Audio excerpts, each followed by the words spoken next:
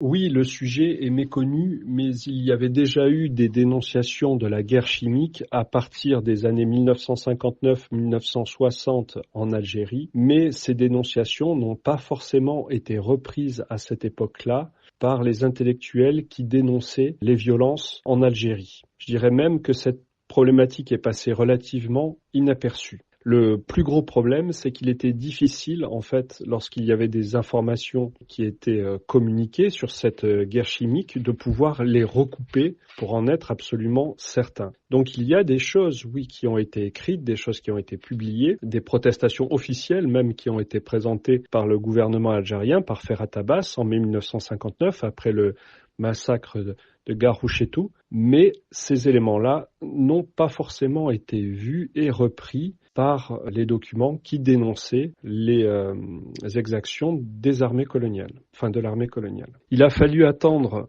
la fin des années 90 et ce sont les anciens combattants français de ces sections armes spéciales qui ont commencé à témoigner, qui ont commencé à écrire sur ce qu'ils avaient vu et vécu en Algérie. Et ce sont eux qui ont véritablement posé les premiers le sujet. Mais les historiens, là encore une fois, ne se sont pas forcément saisis tout de suite de ces témoignages pour travailler sur la guerre chimique. Il a fallu attendre la fin des années 2010, aux alentours de 2021, pour qu'il y ait vraiment un premier travail universitaire de lancer sur le sujet.